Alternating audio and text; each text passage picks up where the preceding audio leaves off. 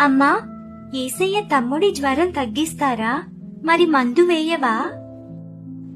మందులు మాత్రలు వేసుకోకపోతే వ్యాధి ఎలా తగ్గుతుంది?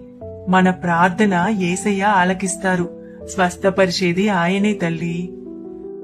అదేంటమ్మా, నువ్వు చెప్పేది నాకు అర్థం కావడం లేదు. దేవుడు స్వస్థపరిస్తే ఇంకా మందులు దేనికి? దీంట్లో అర్థం కాకపోవడానికి ఏముంది తల్లి? వ్యాధిని తగ్గించడానికి మందులు, డాక్టర్లు, వ్యాధిని మాత్రం తొలగించేది దేవుడు.